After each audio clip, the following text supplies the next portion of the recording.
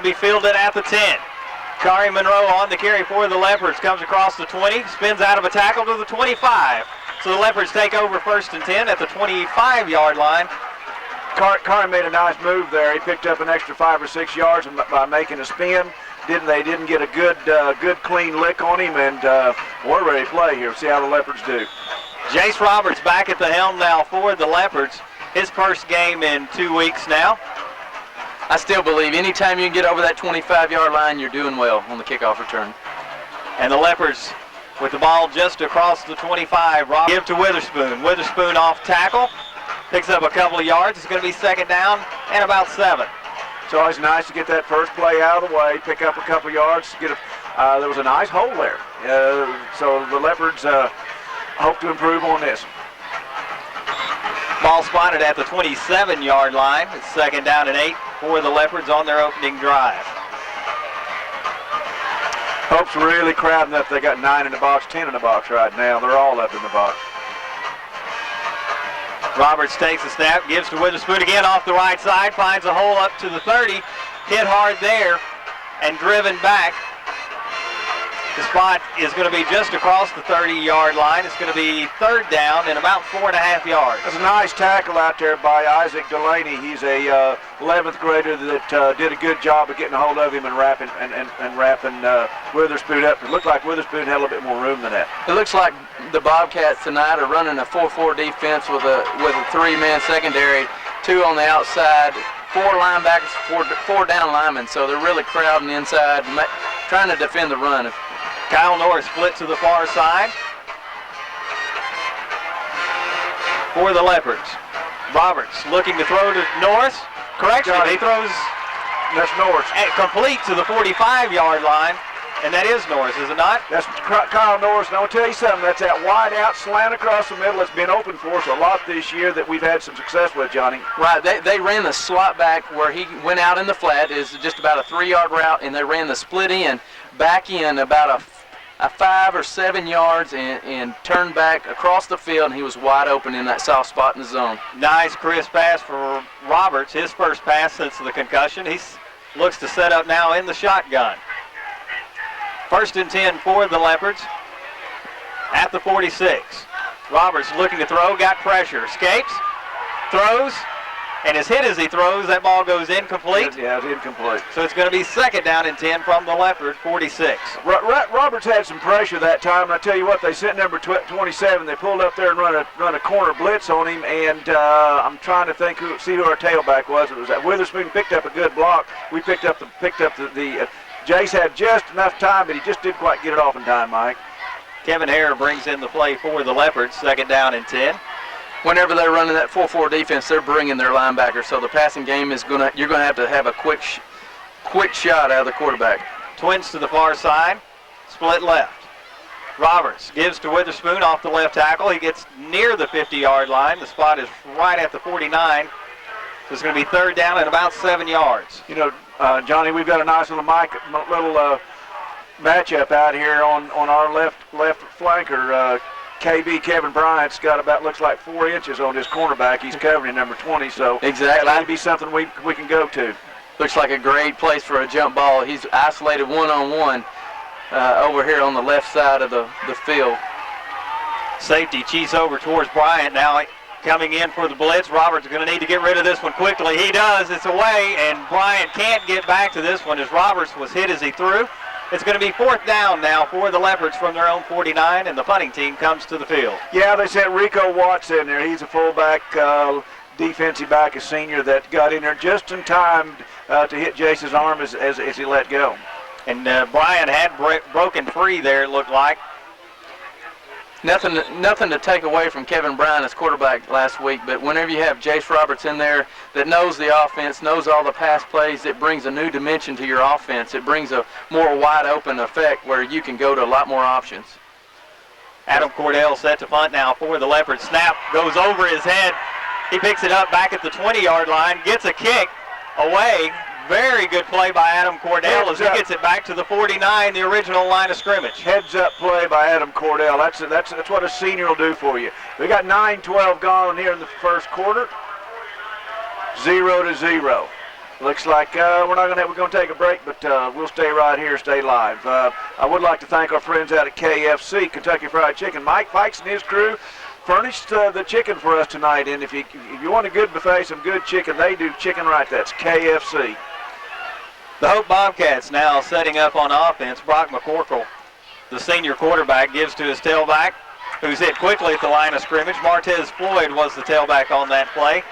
He stopped actually for about a half-a-yard loss. Yeah, it looked to me, we're in there that big old number 26, Rodney Hughes, was in there backing up our line, and that's a loss. That was penetration by our defense, pushing their offensive line back, Johnny. That's one of their favorite plays, Ron, in the scouting report, where they run that tailback trap back across to the left-hand side of their line, run off the guard. So the great play by our defense. McCorkle pitches to the far side.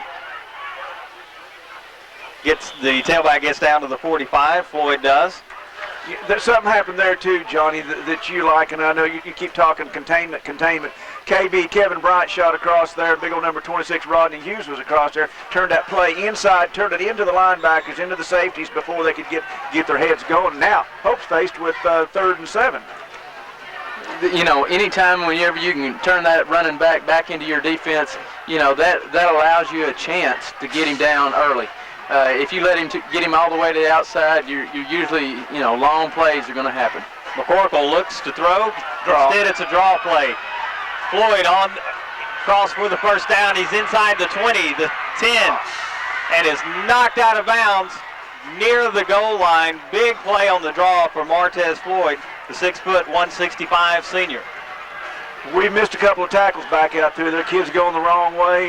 It was an excellent play fake. They did a good job of running our corners and our safeties off, and we had a tough time once he got past those linebackers, taking that run fake. It was he was out to the outside and running, Johnny. It was 3rd and long, and they spread everybody out. They got 4 wideouts and 1 running back in the backfield, and they ran the draw. It was a nice play by the Bobcats. McCorkle looking to take this one in himself. Goes up over the center. No signal as of yet. The play has been called dead, and now this touchdown signal. So Hope on the scoreboard first on the back of about a 45-yard run by Martez Floyd. Once again, the Leopards play well. And that one, it's that one long play that seemed the big play. People have just absolutely feasted on us on big plays. Hope setting up now for the extra point. The kick is away, and it is good. So the Hope Bobcats lead 7-0. But one thing that I mentioned, one of the keys of the game is the mental state. Don't let one play dictate the rest of the ball game. Let's just forget about that. That was the last play. Let's go from this play forward and win the game. Hope set now to kick off for the Bobcats. The kick is away, and this one's going to be fielded by Kari Monroe at the 15-yard line. Monroe slips the tackle, gets out across the 25-yard line. And once again, we're at the 25, 26-yard line. We have not had bad field position. We just need to take it, get some first downs, and we need to answer this score, guys. Exactly. He was just one tackler away from busting it out. I think he would have been over the 50-yard line if he had slipped by one tackler. Absolutely. Looked like the wall was coming actually to the other side. Kari saw a hole to the right side, broke that way, and as you said, Johnny, only had one man to beat. Jace Roberts, the junior quarterback, back in the shotgun. Motion for the Leopards. Snaps a little bit high. Roberts knocks it down, brings it, but he is hammered as soon as he catches it back at the 20-yard line, so a loss on that play, and it's going to be 2nd and long. Yeah, they sent a linebacker. They sent number 30, Tyrell Johnson, up through there. He's 11th grader, and looked to Mike like he was untouched, Johnny. We didn't pick that part of that blitz up. It looked like the center was worried too much about the over snap ball and let the blitzing linebacker straight through to sack Jay. Kyle Norris comes to the near side. Roberts up under center. The pitch to Witherspoon comes to the near side, gets away from a couple of tacklers, and out to the 26-yard line. Gets back up just past the original line of scrimmage. Nice run by Witherspoon there, cutting back in, following his blockers. Long 3rd down, guys. 3rd down, I said past the original line of scrimmage. It's 3rd down and 11. Adam Cordell brings the play in for the Leopards. 7-0 Hope, 6:33 left here in the first quarter. Roberts sets up in the shotgun once again. Moves his fullback out to a slot position. Takes a snap, looking to throw to Norris once again. Overshoots Norris. And it's going to be 4th down for the Leopards, 4th and 11. It's one of those situations, there's a lot of pressure, and I'm not so sure we were just, we were trying to get rid of the ball before we got hit maybe, but a little bit too much juice on that ball across the middle, so to speak. It was the same crossing route that Norris had caught the ball on before. Roberts has been hit hard a couple of times so far in this ball game.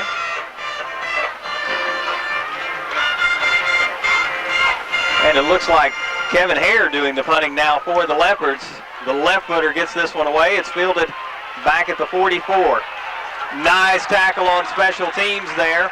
That was a really, really nice play. Chase Thornton, senior all-around good guy, nice football player. Chase just got a hold of him. Chase wasn't going to let go of him and made an excellent play. Actually, about a slight loss on that return. Nice play by Chase Thornton. That was a great break. He broke down. He did not let the guy with the ball go to the outside. He broke down and made the tackle, and that's what he has to do. Twins to the near side for Hope. The give to the fullback. Nothing doing there as the Leopards stopped that play quickly. Looked like number 22, Terrence Matlock, stuck his head in. Big old 44, Brandon Bradford stuck in there. And again, Rodney Hughes stuck his nose up in there. So that's 3 or 4 Leopards around there that's we're having some success, our defensive line, against their offensive line so far. It's one of these situations we need to take advantage of. Loss of about a yard on that play. 2nd down and 11. The Hope Bobcats leading the Leopards 7-0. Leopards moving around on defense. Brock McCorkle takes the snap, gives to his tailback, Floyd. Floyd out near the 50. We're going to spot this at about the 49-yard line. It's going to be 3rd down and about 6, and a similar situation to what we had on this first drive for Hope. Yeah, Travis Potts and Chase Thornton did an awful good job of plugging that hole, bringing up a 3rd and 5.5, almost 3rd and 6 here. Is a nice stop by Potts and Thornton. Thornton seems to always be around the ball. He's one of these kids that's just one of those, they say he's got a nose for the ball. Brock McCorkle set for the Bobcats, looking to throw this time. Throws the slant route, it's knocked away. Intended for Floyd, their tailback. Incomplete as it went off his hands. Nice defensive play by the Leopards, and Hope now looking to punt as their punting team comes out onto the field. Well, Floyd, he heard footsteps come from Kevin Bryant, and Kevin Bryant was about to unload on him. And, you know, whenever a kid starts hearing that clumpty-clomp right coming to him, you know, you tend to start turning your head away and taking your eyes off the ball, and I think that's exactly what Floyd happened. Kevin Bryant deep to return for the Leopards. The punt gets away, but barely. Shoots straight up in the air, and this is dangerous as it very well could hit a Leopard. Fortunately, it does not. The ball rolls down at about the 14-yard line. There's you some leadership out there. Kevin Bryant, our juniors, jumping up and down, telling these kids to get away from the ball, get away from the ball. Well, that's a dangerous situation there because your defensive linemen are not expecting a 15-yard punt. Yeah. And it could have very well hit a Leopard. Fortunately, did not, and the Leopards now take over 1st and 10 at their own 13-yard line. 4:41 left here in the first quarter. The Bobcats leading 7-0. Roberts takes the snap, gives to Witherspoon off the right side. Witherspoon ducks his head and gets across the 15-yard line. Maybe starting inside the 20, Johnny, will have a little better luck than starting outside the 20. Start a little deeper and work a little harder. It looks like we're being effective. Our line is pushing their line. It looks like comparing our offense to their offense, our line is moving them, and also our D-line is stopping their line. So it looks like we're winning the battle in the trenches tonight. 2nd down and 7. The Leopards need to get to the 24-yard line. The give this time to the fullback, Biggs. Biggs was up near the 20. They reached out and got one hand on him. Biggs, Paul made a nice run there. We'll see what they give him. 3-4 yards. We're 3rd and 3.5, Mike? They're going to call it 3rd down and 4. Ball is spotted just across the 20-yard line. Leopards need to pick up about 4.5 yards on this play for a first down. See if Coach Baker's got a 4-yard play. Roberts takes the snap. He does. To the tailback, Witherspoon. Witherspoon breaks the tackle, gets out across the 25. Flags go flying. It looks like a possible face mask as Witherspoon is brought down at about the 29. Unfortunately, Mike, it was a block in the back. Number 11 came up and blocked the number 20, the D-back, in the back, and it caused the penalty. So yeah, and the unfortunate thing about that is it was behind the play. And that's one thing that the coaches or anybody doesn't like to see. A penalty's bad enough, but a penalty that's behind the play is one that really, really, really hurts. And this is one that's, we got to overcome now. We got a big third down play now.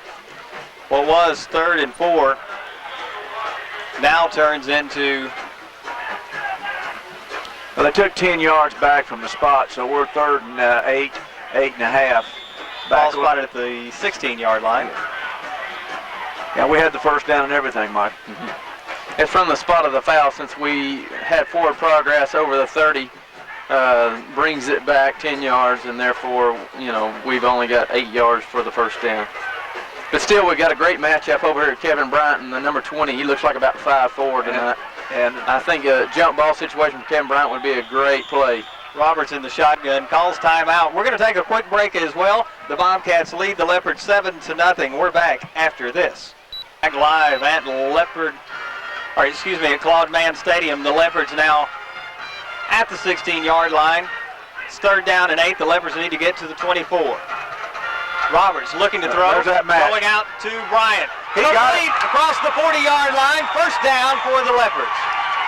That was one of those situations Johnny and I have talked about, that mismatches out there.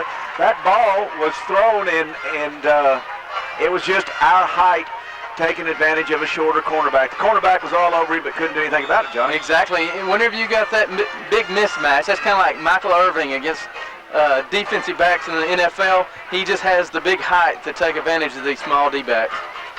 Twins down to the far side for the Leopards. Kevin Bryant split to the near side. The give this time to Witherspoon up the middle, breaks the first tackle, but gets hammered as he crosses the 45. Actually going to be spotted right at the 45. 2nd down and 9. Yeah, I'll tell you what, number 27, Rico Watts again comes. He's a fullback linebacker. He's closing awful quick from that linebacker spot. I've noticed the Hope linebackers all look kind of shorties in the 5'11", 5'10", muscular, stout-looking linebackers that can move. Roberts back up under center. Motion in the Leopard backfield as the fullback Paul Biggs took off a little bit early. Flag on the play. This one's going to come back. And it's going to be 2nd down and about 14 yards now. And that's part of that middle ball game, keeping your head in the ball game that we were talking about in the pregame show, Johnny. Exactly. You gotta concentrate on every play. You can't. It's just like golf. You can't expect it to happen every time. Cordell and Norris split to the far side. Kevin Bryant once again to the near side. The give to Witherspoon. He crosses the 40 out to the 45. That's a nice call there. They've been running 27 up here to the corner. Rico Watt been with this corner blitz, and all they did is popped him out and ran inside of him and picked up what 5-6 yards looked like. Big long 3rd and 9 though. 3rd down and 9 for the Leopards. LT Tobias brings the play in. 7-0 Hope. 1:29 left here in the first quarter. The Leopards at their own 45. Need to get to the Hope 44. Looking to throw, and there's got to be pass interference on that.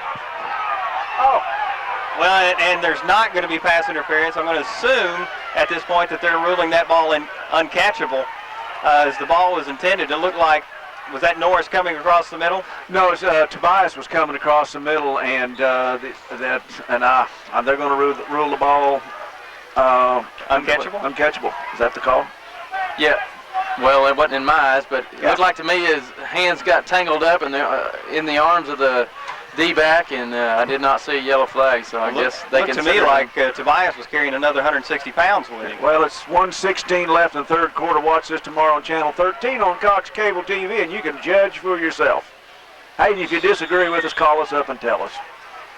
The punt is away for the Leopards. It's down at about the 31-yard line, and Johnny, you had a different read on that. You had Mark Blackerby there. Oh, yeah, but if you can call up and tell Johnny Gibbs it's BR549, so...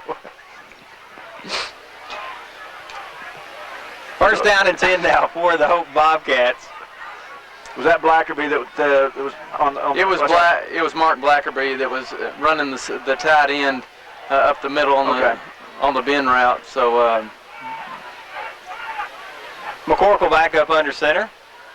The give on the draw, this time stopped in the backfield. Nice play by the Leopards. As the give was to number 5, Ephraim Maxwell. There's some of that sophomore speed and size. That 44, Brandon Bradford did an excellent job of getting back in there and penetrating. I believe he's getting better and better every week. You're going to be hearing his name a lot in the next years to come. He's just a very intense young man. He's an intelligent young man and a heck of a football player. He's got a world of potential. He could just really be really good. McCorkle back under center. Trips come to the near side for the Bobcats. One guy in the backfield, and that is Maxwell. He breaks across the 30-yard line. Knocked out of bounds at about the 37. Maxwell, the sophomore for the Bobcats, getting some playing time here in their third series. I was watching Bradford that time, and he absolutely shed a block and got back there, and they were running away from him quick on their right to our left and got around Bradford. But Bradford, I was watching him, and he just absolutely threw that defensive tackle out of the way.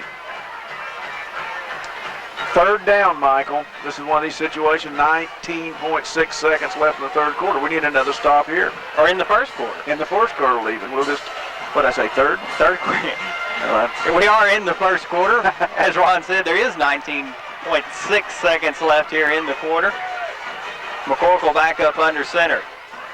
The pitch out to Maxwell to the far side. Maxwell looking for a hole. Excellent job. Not going to find it. He's brought down at about the 38, 39-yard line. It's fourth down for the Bobcats. Well, did you see Rodney Hughes get out there, and Sean Williams come flying up there. Hughes strings it out, and here comes Sean Williams up there to put the stop on. Excellent play. That's a great play by the defense and Sean Williams and Rodney Hughes to make a stop on third down and string that quick pitch out to the outside. They tried to turn the corner, and he did not allow him to make that play. That's the end of the first quarter. The Leopards trail the Bobcats 7-0. We'll be back. We're on the move after this message.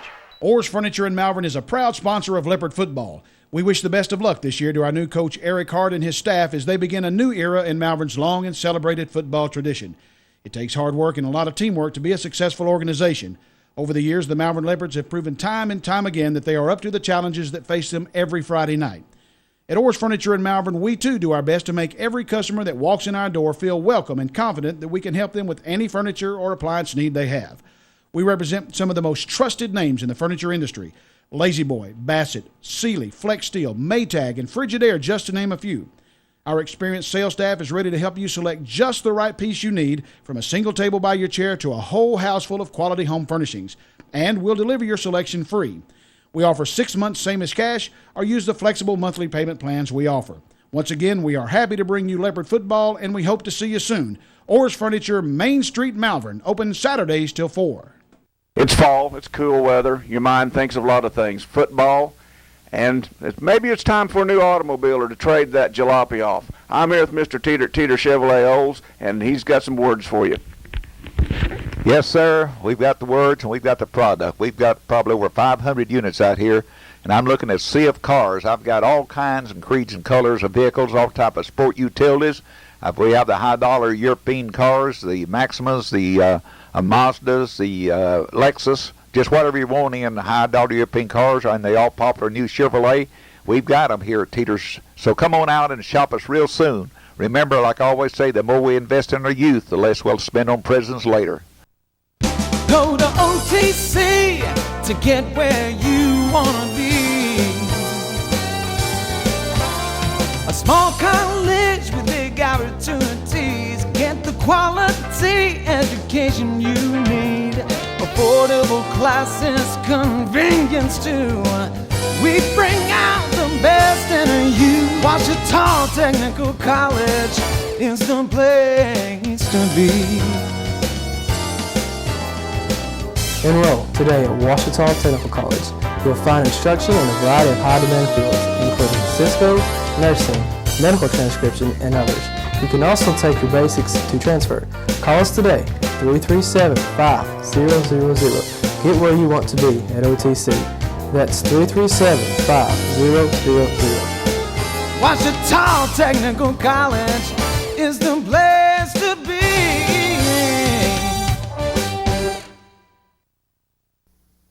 The year is 1952. Harry S. Truman is president. Gasoline is 11 cents a gallon, and Coca-Cola is still a nickel, and there are plenty of penny postcards laying around.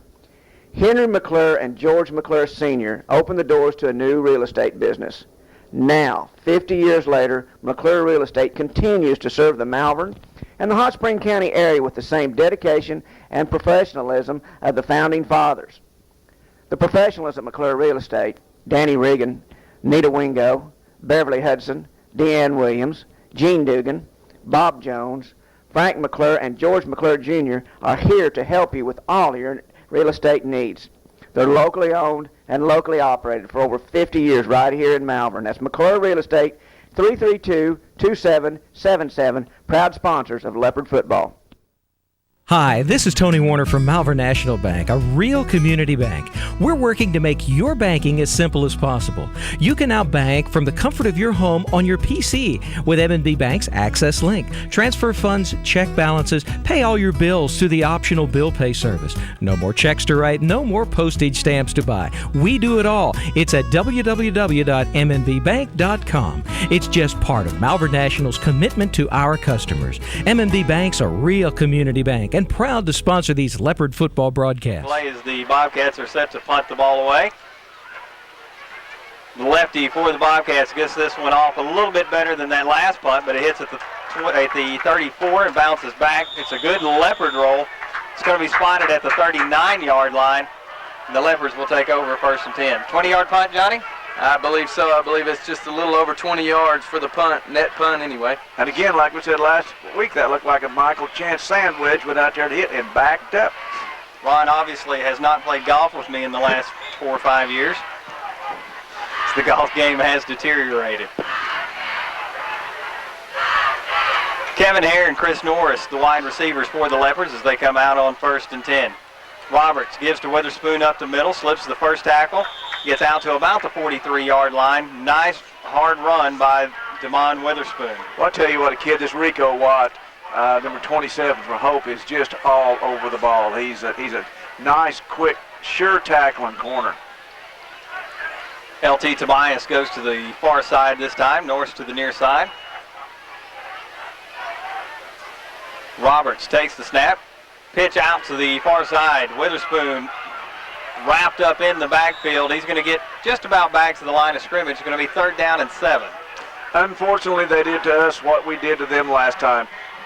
They strung us out going from our right to our left, and we never could turn up and run downfield or run north and south, as they say, Johnny. Exactly. You know, whenever you start stringing it out, there's more people that's going to be coming in. The recruits are coming in. So you got to turn up and try to get 1 or 2 yards the best you can.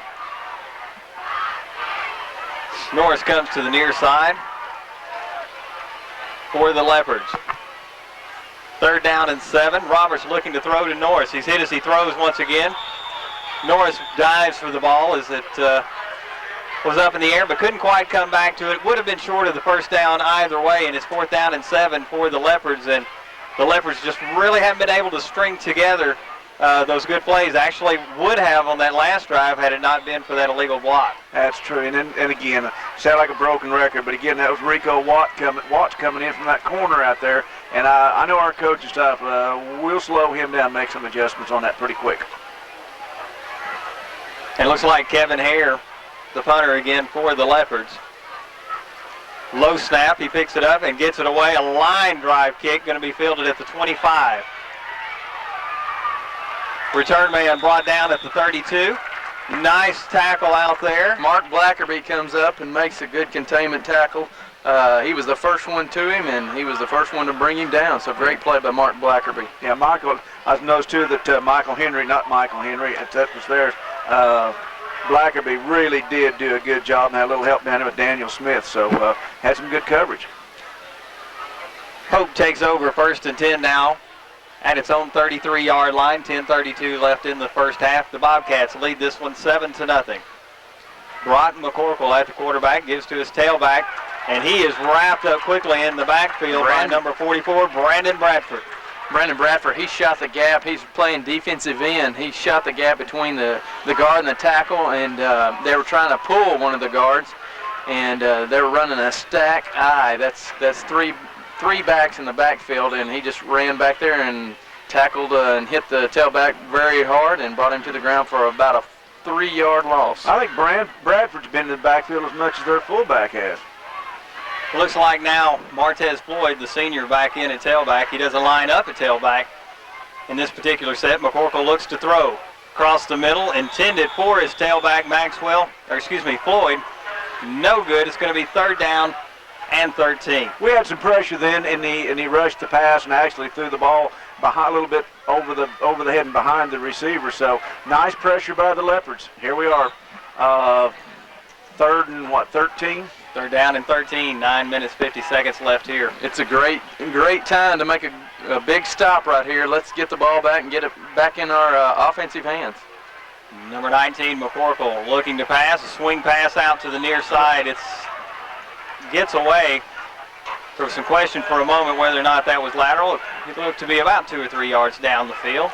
Excellent coverage. There wasn't any place to go. That was kind of a strange play there, but we stopped him again. Our defense is playing well. We've given up the one long play, but since then we've dug in and played well. Well, Southern State Bank's isolated player of the game, Sean Williams, was covering out on the flat, so I think he was going to make the tackle for the stop on 3rd down, so great play. This kick is away. Another kick not very good, except it takes a Hope bounce, and for some reason Hope fields the ball before it stops rolling. We still have the ball at 37, right at the 37-yard line, and that's the best field position we've had yet.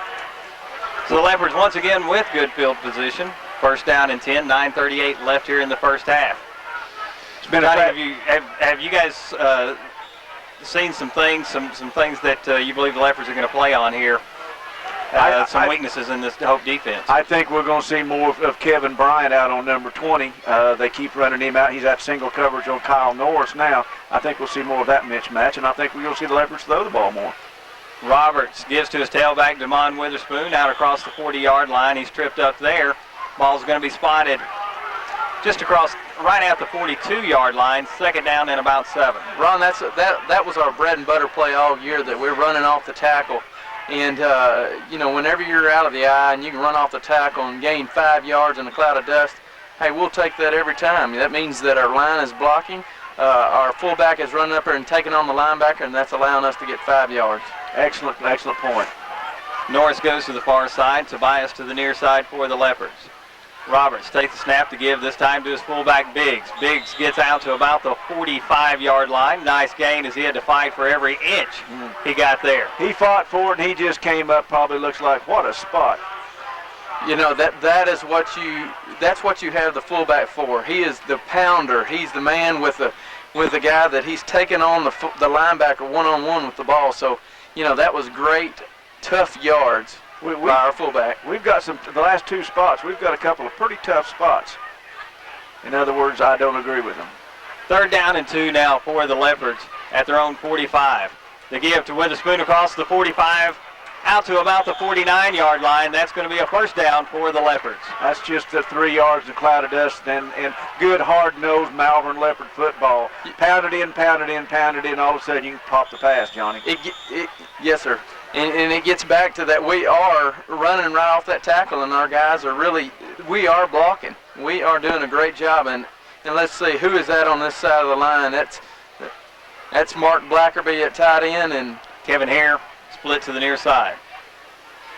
Norris to the far side. The give this time to Witherspoon. He's knocked down in the backfield, a loss of about 3. Looked like there may have been a little mix-up on that play. All right, guard Zach Henderson and Jonathan Reddick, and then our tight end Black Markby are doing an excellent job. We're running a lot right-handed out here. Then we go back to the other side, run that crossbuck over Travis Potts with the left tackle, left guard, and with John Skinner in there. And our line's doing an excellent job. The War Horses are getting it done. Myron Cross goes to the far side for the Leopards. Roberts looks to throw to Cross. Out across the middle, incomplete. Cross had a shot at it, couldn't quite haul that one in. It's going to be 3rd down now and 12 for the Leopards. Yeah, that one-on-one out there. Of course, Cross isn't that much taller than their corner out there. I see KB comes. We've got Kevin Bryant and Tobias both in here, so we got some hideout on our split outs.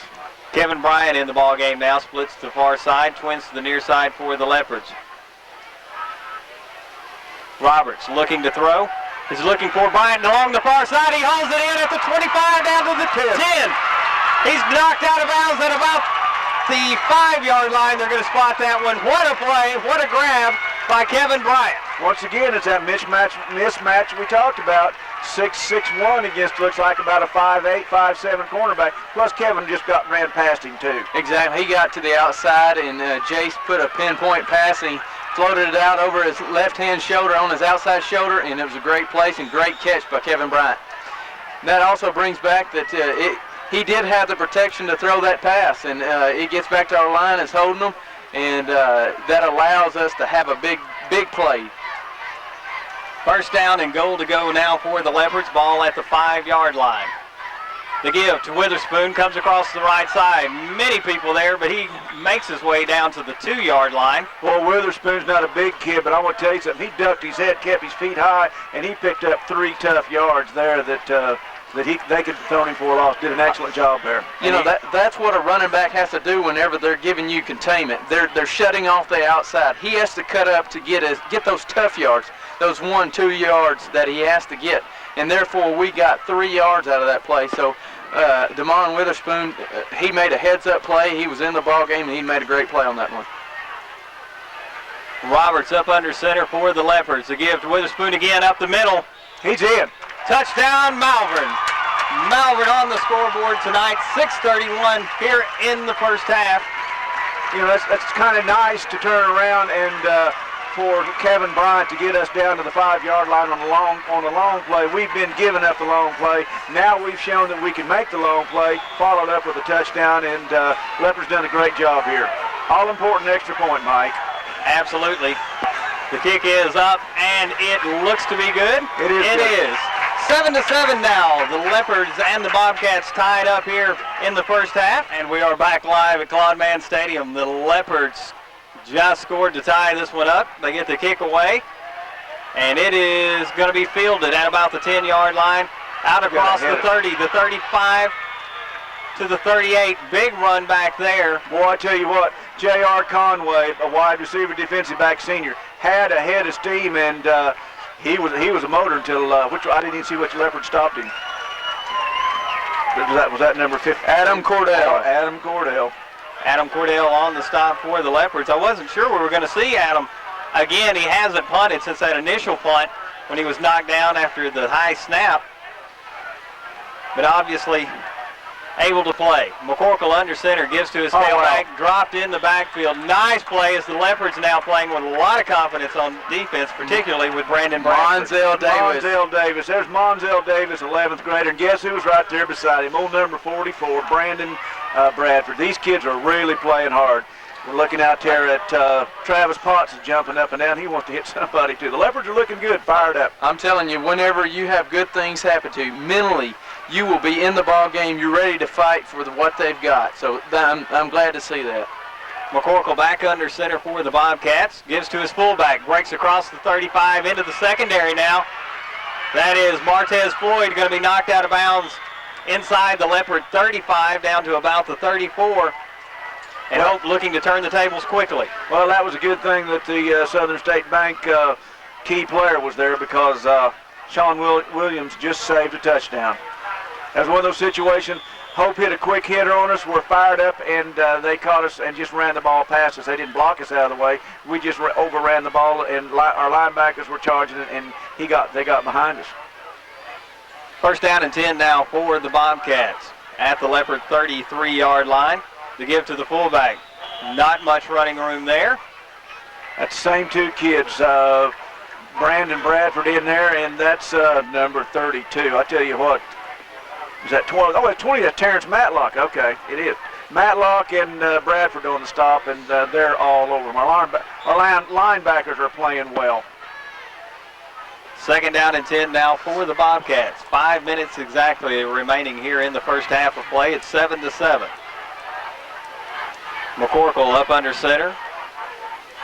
The give to Martez Floyd, gets across the 30-yard line, tripped up there, and the ball's going to be spotted at the 29. Well, he was tripped up as he got through the line. Travis Potts reached out and grabbed him, a big old 217-pound 11th grader, a junior that will have to play more Leopard football next year, and nice football player, good football player, hard-nosed. The Bobcats, as we said, at the 29-yard line of Malvern. Big play here, big play here. We need to make a stop. Third down and 6 for the Bobcats. They need to get to about the 23. The pass to the outside at the 30. Nice tackle there immediately by the Leopards. Chase Thornton came up and made the stop on the receiver. It looked like they were going to try to split-end screen out to the right-hand side of the field, and he just ran past the defender and made the tackle. So that was a great play by Chase Thornton, number 81. Looked like, I thought there for a minute we were in a position we might have an interception, but what we did, the smart thing, we wrapped up the ball player first. Hey, they're going for it, guys. Fourth down and 6, the Bobcats going for it from their own 30-yard line. We need to watch for the draw here. They spread out the field looking for a pass, but it's going to be... And they do look to pass to the far side. It is complete for the first down and into the end zone. Touchdown, Hope, as they go up late in the second half. Number 31, C.R. Conway, wide receiver, 12th grader. Caught the ball close on the sideline, made a good move to get around our corner that was safety that was covering on him. We overran it, and he got 6 points. 13-7 now. Hope leading the Leopards as they set up for the extra point. Number 88, Jamie Paredes gets this one away, and it is good. So it's 14-7. Hope leads the Leopards. We're going to take a quick break. We're back, and we are back live at Claude Mann Stadium. 3:29 left here in the first half. The Bobcats now leading the Leopards 14-7. As Hope gets set to kick this one away. Sean Williams deep for the Leopards. Kari Monroe and Damon Witherspoon, the upbacks. This one is deep and will be fielded by Williams inside the 10-yard line. He gets across the 20. Got some running room now out to the 30. Wrapped up there, and the ball will be spotted at about the 33-yard line. Good return by Sean Williams, the Southern State Bank player of the game. And Johnny, that's one of those plays you were talking about with Sean Williams, showing that speed. He shows that speed, and he runs up into the wedge, and that's what you do. You run up the wedge, then when you see a hole, you can break it out to the outside. But the hole was not there. He got every yard he could possibly get in the return, and that was a great play by Sean Williams, Southern State Bank player of the game. Kevin Hare to the near side, Kyle Norris to the far side. To give to the fullback this time, Biggs. He's brought down in the backfield. Loss on the play. It's going to be second down and about 11. Well, they shot Jack Hogland through there. He's an outside linebacker, and we missed a block because he went through there basically untouched and knocked, was that Damon Witherspoon down in the backfield? That looked like Paul Biggs. That was Paul Biggs, yeah, the fullback, excuse me. Second down and 11, 2:53 left here in the first half as the Leopards look to even this one back up. Jace Roberts up under center. Twins to the near side for the Leopards. Split to the far side. Roberts looking to throw. He's going to hang this one up long. Oh, then contact along the sideline. No flags, unbelievably. And, gentlemen, we've taken a little flack over some of our comments concerning the officials, but that was blatant pass interference. Well, we can't get a call at home. I mean, that's...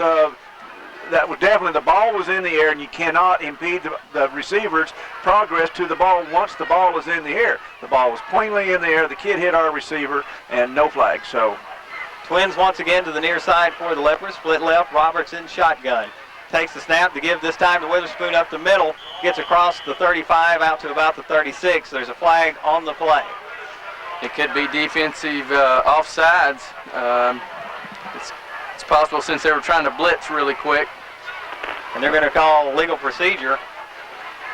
Illegal shift on Malvern. So apparently I was incorrect on that play. Penalty against the Leopards. it's declining. Gentlemen, it's tough when you can't get a break at home. 4th down now. Loss of down on that penalty. Yeah, I'm not asking for a break. I'm just asking for, let's call this thing right. That's all I'm going to say. The penalty is declined, and the Leopards look to punt now. Kevin Hare once again set to kick.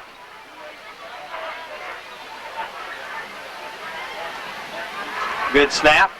Hare gets this one away, and he is hitting the backfield. Penalty on the ground, flag on the ground. That one's going to be against the Bobcats. Listen, they sent 3 guys after it, one of them being number 27, Watts.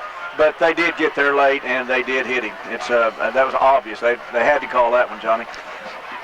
Yes, and there's also two versions of roughing the kicker. Now, it's a personal foul, or is it running? It's either running into or roughing. And in one version is a 5-yard play, and that will not make a first down. So hopefully it's the unnecessary personal foul. And they did call the personal foul, so that's going to be a first down for the Leopards. Keep this drive alive with 2:04 left in the first half, and Hope leading 14-7. And that is a 15-yard penalty against the Hope Bobcats. In true defense or whatever, that could have been called either way. Because it's the player rolled up underneath the player, our punter, and it was not a blatant run into. So you can get hurt easily by rolling up under it, and I guess that's the judgment of the referee. So he called the 15 flag variety. Penalty moves the ball up to the 48-yard line. It's 1st and 10. Well, we need to answer this score right here, guys. Roberts looks to throw along the near side. Pass intended for number 5, Kevin Hare. Contact along the way. Again, no penalty. I tell you, number 6, Marcus Washington. He's a backup quarterback, D-back. Did an excellent job of using the sideline there, faking like he's going to go to the ball, and went out of bounds. We got a timeout, 1:49. Leopards trail the Bobcats, 14-7. We'll be right back. Stadium, the Bobcats of Hope leading the Leopards 14-7. 1:59 left here in the first half of play, and the Leopards on the move with the aid of a roughing the kicker penalty. I forgot to mention a while ago, with that touchdown, the Leopards, our friends at Summit Bank made a $25 donation to the Malvern Athletic Booster Club, or the Booster Club. So we thank you, Summit Bank. Twins to the near side now for the Leopards.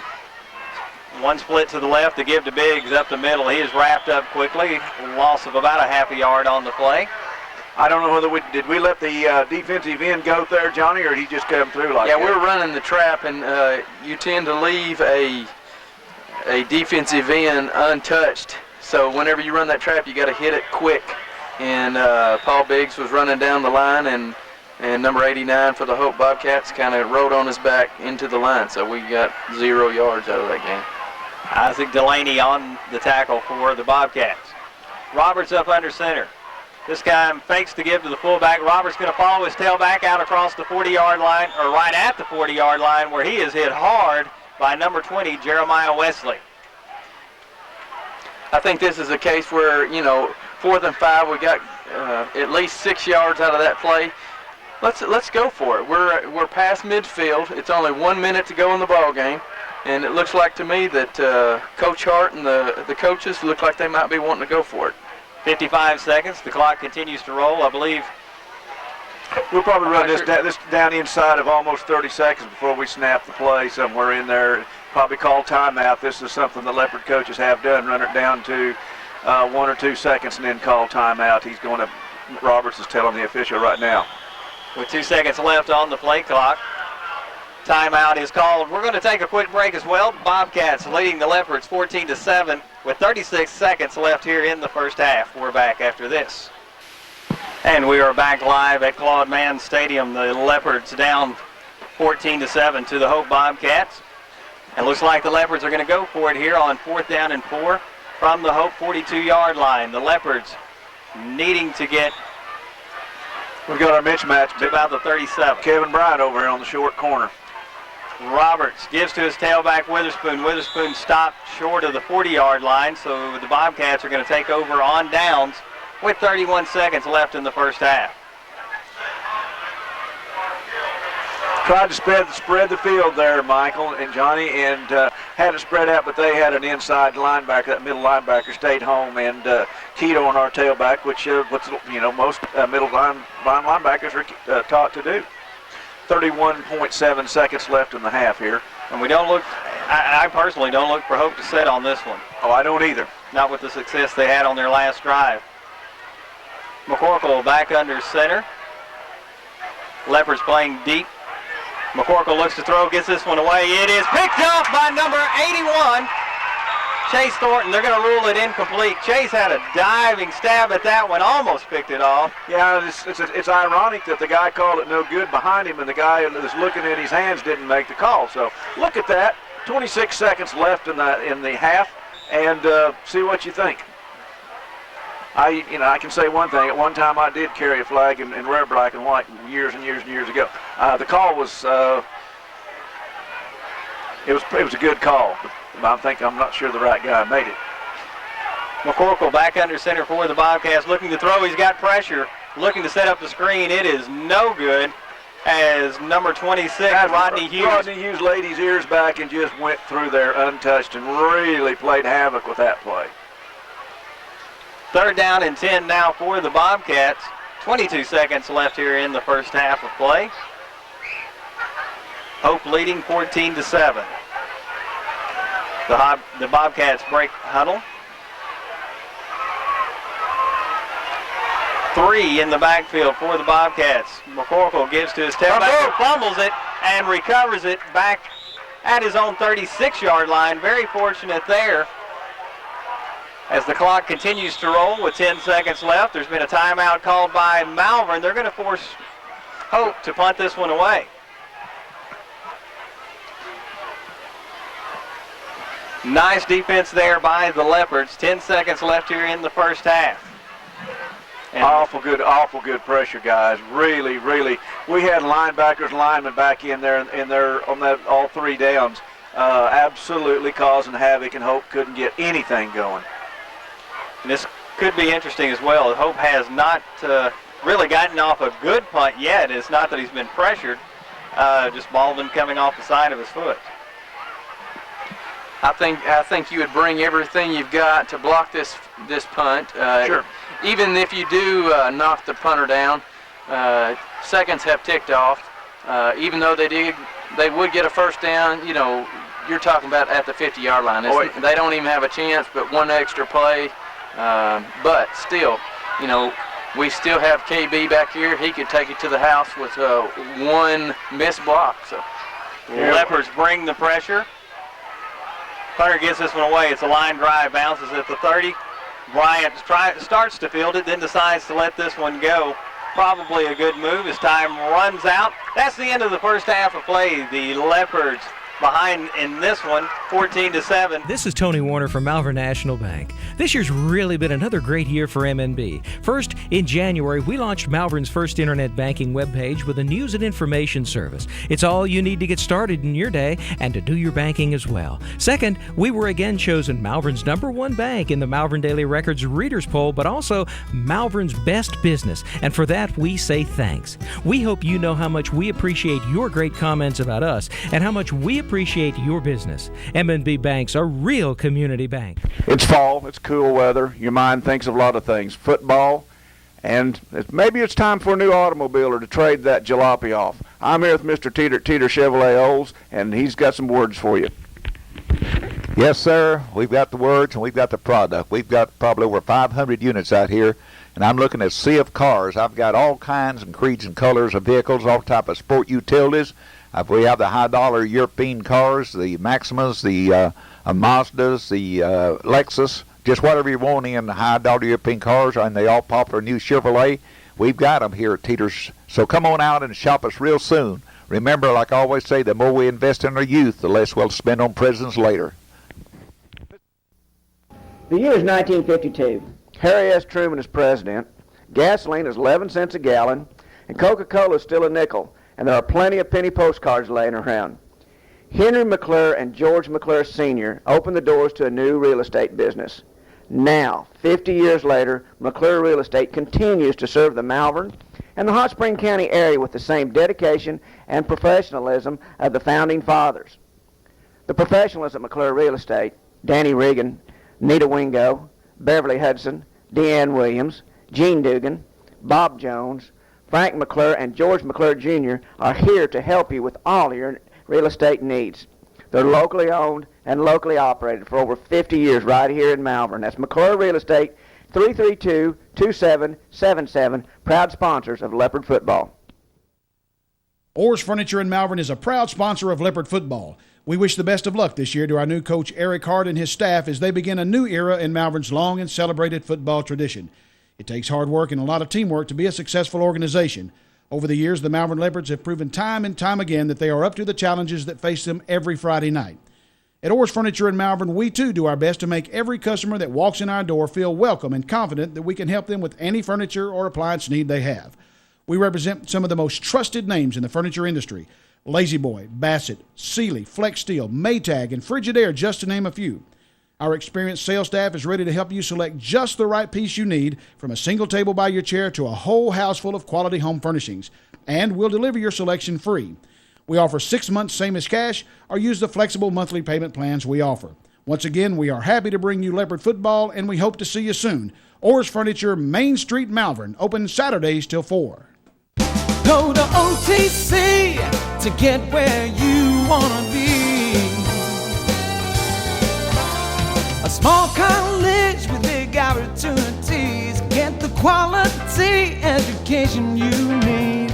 Affordable classes, convenience too. We bring out the best in you. Washita Technical College is the place to be.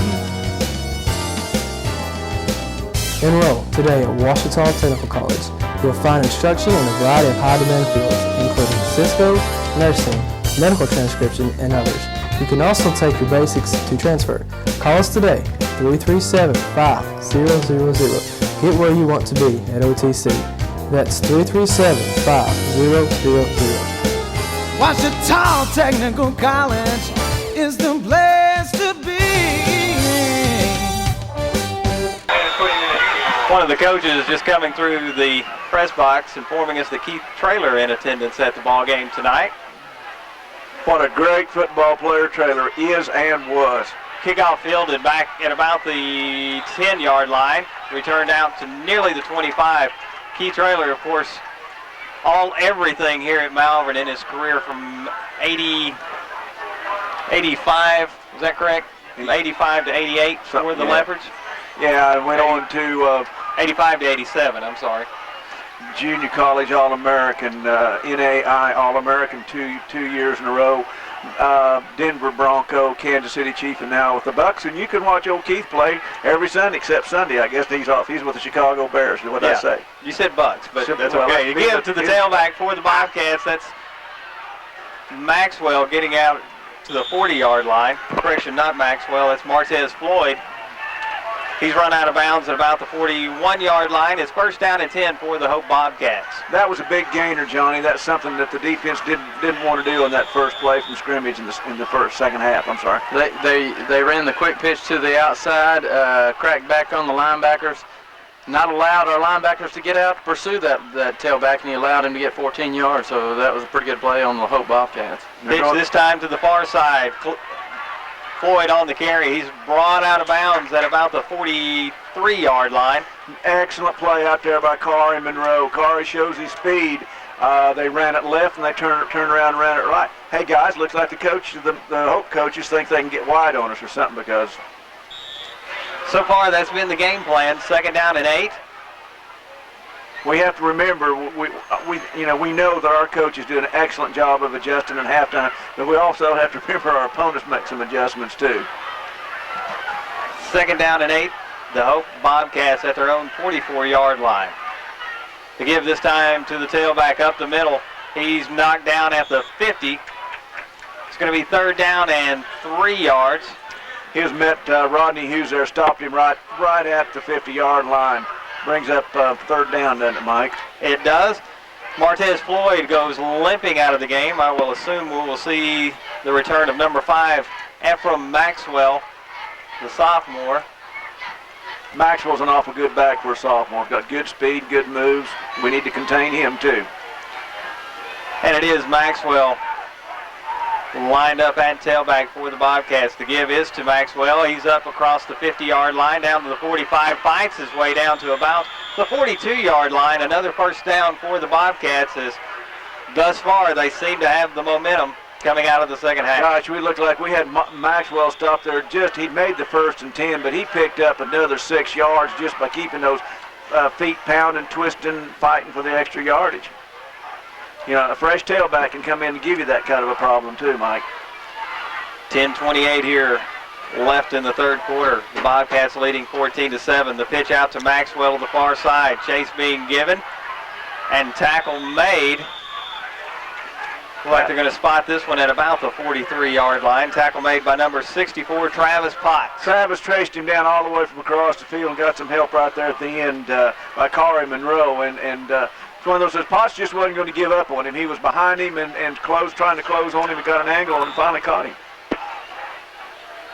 Potts, of course, 217-pound junior for the Leopards. And runs well. He runs well for a 210, 15-pound plus kid. Brock McCorkle back at quarterback. Twins to the near side for the Bobcats. The draw play almost snuffed out. Maxwell on the run, gets down near the 30-yard line, going to be close to a 1st down, and if it wasn't for a missed tackle there, that's a 5-yard loss. That's a net 15-yard gain the way you look at it, because we've got him stopped 5 yards back behind the line of scrimmage. He breaks that tackle. I mean, we've got our hands all over him, and he just runs under the tackle. And so that's a situation that, you got to keep your head up, your eyes open, and finish up on those tackles. Sean Williams wrapping up the play for the Leopards. Possible touchdown saving tackle there. Fake the pitch, this time to give across the middle. Big play there made by number 22, Terrence Matlock, and number 33, Monzel Davis. There they are. There's Matlock, the 2 juniors, Matlock and Monzel Davis, and they just really complement each other with their speed and their power. Those are stout-built, good football players. Loss of about 2.5 yards. They're calling it 2nd down and 13. Fake the pitch once again, looking to throw over the middle. It's batted away by number 44. We've called him all night, Brandon Bradford. Nice play as he got up, got a hand on that one. Like to have picked it off. Yeah, I tell you what, it's too bad we can't get Keith Traylor in here every Friday night for a ball game. Looks like Brandon's playing with a little bit of extra emphasis tonight. He's showing his daddy that he can play defensive end well as he can. Yeah, he's doing a great job. That's a big statement there. And of course, now Traylor played linebacker for the Leopards, but I've never seen a better player line up in the black and orange. Well, the thing about Keith was he was 6'4", could run like a deer. We're back. 8:42 gone in the 3rd quarter, 7-14. The Leopards lead. Leopards trail the Bobcats. I'm sorry. Claude Mann Stadium. The Leopards trailing the Hope Bobcats 14-7. 8:42 left here in the 3rd quarter. We've got them 3rd and long again, fellas. Let's, stop them here. Obviously, from what they've shown in the first half, this is probably 4-down territory, so we got to stop them twice. 3rd down and 13. The Bobcats at the Leopard 34. They run, moving along the defensive line. No flags down. Hammered is the quarterback, but he gets it away, and it's incomplete. Intended for number 7, Jamie Turner. Nice play back there. Corey Monroe was on there, but I'm telling you what, Bradford was all over the quarterback, and he hit him just as he let the ball go. Excellent play by Brandon Bradford. 4th down and 13 now. Gentlemen, I believe you're right. Bradford seems to have a little extra pep in his step tonight. Well, that's what it takes to be successful in football, Mike, is you got to be better than the player in front of you. Well, wins to the right side. McCorkle looking to throw. Gets this one away. It is incomplete. I thought Corey Monroe was back there. I thought he had a shot at it, and I tell you what, number 33, we keep calling his name, but he's back there all over the place. Monzel Davis did an excellent job of coverage. Nice stop, guys. We bend a little bit, but we didn't bend that far. We got the ball back on, 34. That's what it takes to be successful. You know, you got to make big stops on 3rd down. And 4th down, excuse me. Jace Roberts back under center. The give to his fullback, Biggs. Biggs gets near the 38-yard line, a gain of a couple. Isaac Delaney was in there. Actually, yes. Yeah, and made a nice stop. And, you know, it is kind of hard, but we're missing some of these yardage, guys, because basically our offensive line is getting that first 2 yards. Looks like we're only getting 2 or 3, but the ball carrier's getting 2, and our offensive line is picking up 2. We are firing off the ball really well tonight and pushing these big guys off on the Hope Bobcats. Flag on the play before they ever get started. I believe we were moving. We had a little bit of movement there in the offensive line. Somebody getting a little anxious. What was moving the football? You think? Illegal procedure going to be called against the Leopards. Hawkeye Gibbs said we were moving. The center had moved the football. So I'll defer to younger, stronger eyes on that one. Penalty moves the ball back to the 33. Not better eyes. I think it's better contacts. Better contact. You go back and see your optometrist. Now that could be Dr. Justice. Dr. Justice did the job. Oh, that's your problem. No. No, I'm kidding. This is live. Dr. Justice, he's my eye doctor as well. Mine too. Roberts up under center, looking to throw. He's got a man open. That's Norris. Norris complete to the 40, to the 35. Nice catch by Norris. That's what they want. That's what they want the receivers to do. Norris had every chance in the world not to catch that ball and made it. 31-yard reception from Jace Roberts to the 10th grader, Kyle Norris. Norris has made some really noise since he started the game last week. Came on a little bit in the Hope game, but has really stepped up and played some good ball. He's really got great hands. Great hands. He can catch it. He finds a seam, and that's what it takes for a receiver. Outstanding catch by Kyle Norris. The Leopards now down to the 34-yard line. It's 1st and 10. Roberts gives to his tailback, who is hit immediately at the line of scrimmage. Following up on Kyle Norris is one of our backup quarterbacks, takes a lot of snaps. So Kyle handles the ball a lot. Kyle's got good hands, big hands. He's a nice baseball player and good hand-eye coordination, and that's what you need out there catching the ball. That's 2 excellent catches by Norris tonight. Norris is going to be an asset to this program for the next 2 years as well. Very good athlete. Roberts back up under center. He's got twins to the far side, split to the near side. Running the option, pitches out to Witherspoon. Witherspoon across the 30, down at about the 27-yard line. It's going to be 3rd down. That was a great read by Jace Roberts. Coming down the line, he has the option to pitch or keep it, turn the corner right past the defensive end. He made the right decision. The cornerback stepped up to meet him. He pitched the ball, and Damon Witherspoon turned the corner for a big gain, I'd say about 7 yards. And there's nothing better than running the option and getting that many yards. So great play on both sides. 3rd down and 4 for the Leopards. Roberts takes the snap, gives to his tailback Witherspoon. Witherspoon inside the 35. Following up on what you said, Johnny, people, you know, that if you ever had any had any idea whether or not Jace Roberts could run the option, watch this tomorrow on Channel 13 at 4 o'clock. He ran the option some in the first half, has done well with it, makes good, quick reads. Exactly. It doesn't take a fast athlete. It just takes a smart athlete to run the option. You have to make a decision, a quick decision. In that case, to pitch it or carry it or turn it up. So I think on both parts they made the right decision. And in that case, we got close for a 1st down and got a 1st down. And Sean Witherspoon on the next play, he punched it over for the 1st down. So you know, that shows you that we are Did I say Sean Witherspoon? You said Sean. That's your taking after me. Talking about slow quarterbacks, I'll tell you about a slow option quarterback here in a minute. Jace Roberts back under center for the Leopards. First down and 10. They give to his fullback, Biggs. Biggs down near the 20-yard line. Nice little gain there. The Bobcats are signaling that there was a fumble on the play. The referee agrees. The Bobcats take over at their own 20.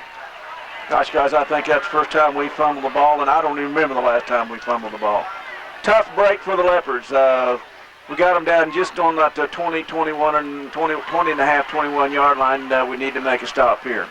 It looks like a little bad exchange from the quarterback and the fullback where Paul did not get the good handle on the ball, and therefore when he hit the D-line and it popped out, unfortunately the Hope Bobcats came over the ball. Unfortunate for the Leopards in the middle of a 44-yard drive. McCorkle back under center now, pitches out to the right side. Maxwell, the sophomore, breaks a couple of tackles and is going to be brought down near the line of scrimmage. Maybe a slight loss on the play. Well, it was excellent job out there again by Bradford, Rodney Hughes, Potts, and coming across. Corey Monroe was the last one to finish him off, but I tell you what, Kevin Bryant was right there behind him. Like you said earlier, Johnny, you string that out, you got help coming. You know, whenever you get a running back running east and west, you're going to have your recruits behind you to come in and finish off the job, and therefore that's exactly what happened, and it resulted in a two-yard loss. A great play by the defense on everybody's part. McCorkle back under center now for the Bobcats. Fakes the pitch, looking to throw to the near side. It is incomplete, intended for his wide receiver, number 7, Jamie Turner. Nice hit delivered there. Yeah, it was one of those situations. I believe the young man may. We had two safeties. Kevin Bryant and Corey Monroe was closing in on him, and you can't fault the young man. He may have heard footsteps, but I tell you what, they were bearing down on him. Third down and 12 now for the Bobcats. They're back at their own 19-yard line. Need to get out to about the 31 for a first down. Have twins to either side. McCorkle looking to throw, throwing the slant pattern. It looked like it was tipped somewhere along the line of scrimmage. Rodney Hughes got up there again and got his hand on it. Great play by Rodney Hughes. He's playing well, Mike. Pass intended for number 4, Jeffrey Cheatham. It looked like to me they were running the slot out there, you know, halfway between the line of the tackle and the split end, and he was in the slot position and tried to run that quick slant, and Rodney Hughes got his big hands up there, deflected it, and therefore dropped down for an incompleted pass. Of course, like you said, Ron, that was a great play by Rodney Hughes. Hughes did a good job of looking, reacting, realized what he was doing, stopped right where he was, and jumped up and knocked the ball down.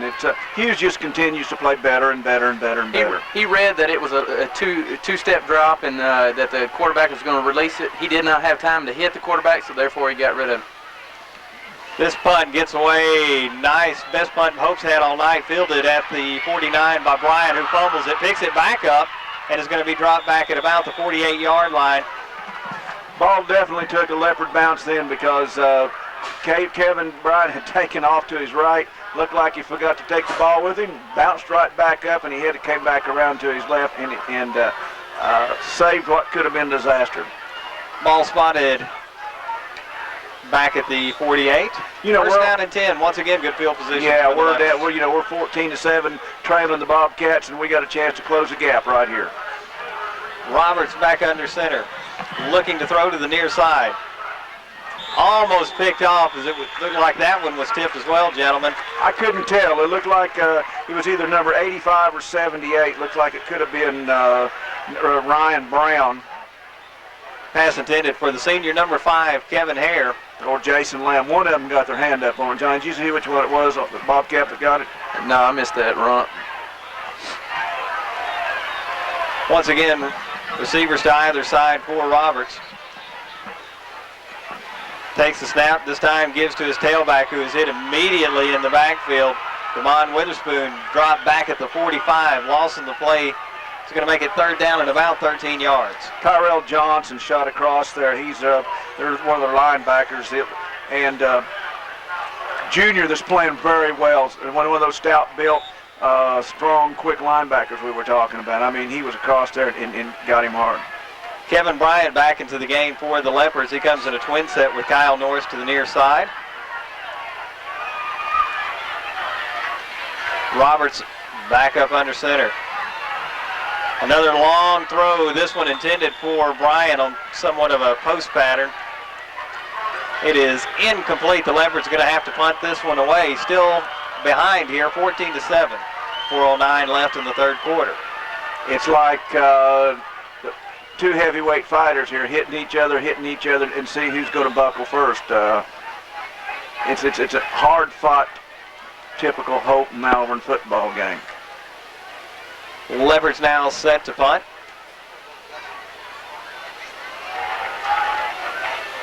Looks like Kevin Hare once again. Low snap. Hare fields it on the one hop, gets it away. Ball rolls down to the 20-yard line, inside the 20, down to about the 17. So Kevin Hare doing an outstanding job fielding that one and getting it away. 4 minutes, 1 second left here in the third quarter. The Leopards behind 14-7. That was one of those dribblers back to him. Kevin did a nice job of picking it up and got that left foot in it. Didn't get it very high, but when it hit the ground, it turned over and rolled another 15, 20 yards for the Leopards because the Hope defender it was one of those situations, do I touch it or do I not? And a lot of good things can happen for Malvern and bad things can happen for Hope on a punt like that. Here we go, Mike. First down and 10 from the 17, give to the tailback. Brought down at the 20-yard line. I say tailback, that wasn't a number I've seen tonight. That's number 27, Rico Wyatt. Rico Wyatt, fullback. He's all over the place. Nice run there. We still with Potts and Rodney Hughes out there. We did a good job. Looked like he got more than the 4.5 yards that he picked up. I guess it's because we've been stopping him so handily. Maxwell lined up at the tailback. The give is to Maxwell. Maxwell hit immediately, carries a couple of players down to about the 25, gain of about 3 yards. It's going to be third down and 2. Well, we'll tell you what, if we're going to see a lot more of this kid, this Maxwell kid, he's only a 10th grade tailback, and he is strong and fast. Ball spotted inside the 25. They're calling it third down and 3.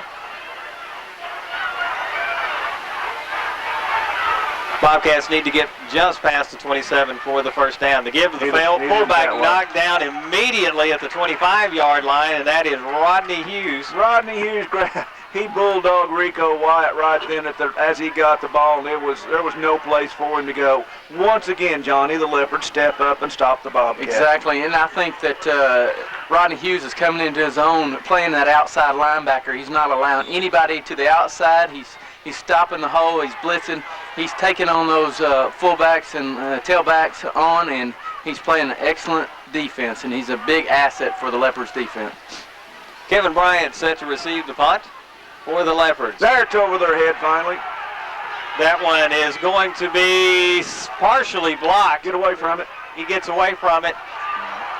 My goodness, that ball is fielded unbelievably. I believe that was Chase Thornton. Bounced right up in his hands. Chase stopped it right there, so it wasn't going to go any further. Right there at the 39-yard line. It worked out well for us. But Coach Scarborough having a little talk with Chase right now. It was a good play in terms of field position, but yes, Chase got hammered by about 3 Bobcats as soon as he grabbed it. Twins to the near side now for the Leopards. Roberts up under center. Takes the snap, gives to his fullback. Biggs out inside the 40, down to about the 36-yard line. Gain of about 4. We were within a half step of really having something good happen back there. We had the punter back there right around the 9-10-yard line, and we just came within a hair of blocking that punt. It's one of those things where, if it depends on where that defensive end is. Is he going to pinch, or is he going to go upfield and try to take on the tailback? And he's got to make a decision, and he just barely got a clip of Paul Biggs for that play. Nearly a problem getting the right personnel in to give to Biggs once again. He crosses the 35, inside to about the 33-yard line. Another good gain for our fullback. Coaches have seen a soft spot right there between between their nose tackle and their tackle, and they've sent another nose tackle, big old number 72 for the Hope Bobcats come in there. Hey, he is a load. We don't have but he's taking up the space of two. He is a wide body. Biggs came out of the game for the Leopards. Trying to pick up who that is at fullback in just a moment. It's Callison. Eddie Callison. The give is to Callison, who's hammered at the line of scrimmage. Tries to go around to the outside. Nice play by Callison to even get back to the line of scrimmage. He's going to be, the ball's going to be spotted at the 33, so right back where we were. 4th down now for the Leopards. 34 seconds left in the third quarter. We're going for it.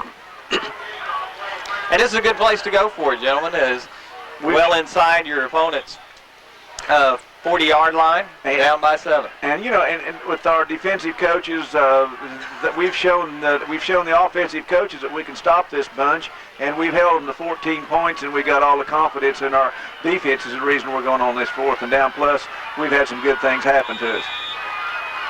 And we're going to have a flag on the play. Actually, we had one referee calling a timeout, the other throwing a flag. It's like illegal participation going to be called against the Leopards. We had 12 men in the huddle and broke the huddle. You can't do that. The flag is going to be waved off. They're not going to call it. Yeah, they got to call it illegal participation, don't they? Mm-hmm. They did. I thought he was going to wave it off. Timeout, Leopards. 6.5 seconds left here in the third quarter. The Leopards trail the Bobcats 7-14. We'll be back after this message. Back live at Claude Mann Stadium. Leopards trailing the Bobcats 14-7. Getting ready to go for it now on 4th and 7. Roberts in shotgun, looking to throw. He's got pressure. He is hammered in the backfield. That ball is going to be covered back at the 41. It doesn't matter who recovers at this point. It is going to be Hope's ball. I'd like to see that on film. Looked to me like his hand had started forward. Jace is holding his left hand as he's coming out. He may have big old defensive tackle or whatever landed on it. Referees converging at the center of the field. I'm not sure. There are no flag. Well, there is a flag on the play back at about the 24-yard line. Going to be holding against the Bobcats. That play is going to be nullified, and the Leopards now will be looking, well, depending on the spot of the foul. No, I think if it's at the 24, it's going to be an automatic. The line judge is standing at the 24-yard line. He hasn't moved. I think it was in the defensive secondary. So back judge, I'm sorry. It's an automatic first down if it's a pass interference. So the Leopards are looking at 1st and 10 at the approximately. Should be around what, the 19? Is that correct? I believe so. He's going to call it from the spot. No. Okay. Either way, the Leopards will have the ball back. He just marked off the spot from. Wait a minute. The back judge called holding 10, 20, 30 yards away. I guess he had a better view of it back in there. So we're still holding. Should be an odd. It's not. This is. The flag was back at the 24. The ball is now spotted at the 43. They called the holding. Must have been somewhere. It was a hold. They obviously called the holding when we were folded, going for the ball. They grabbed one of our kids to hold him from getting the ball, and that's what they called. The back judge saw it from the back of the field. That's the only thing that could have been called back because the ball was on the ground. The Leopards and the Bobcats were fighting for it. And now they're saying it is. Oh, wait, they're going to call this first down? Nope. Actually, at this point, he held up one finger, then he made a fist. One finger is first down, a fist is 4th down. So I guess it's first. It is 4th down, and the Leopards are electing to punt this time. Kevin Hare set up at about the 42-yard line. Nice snap. He fumbles it, gets it away.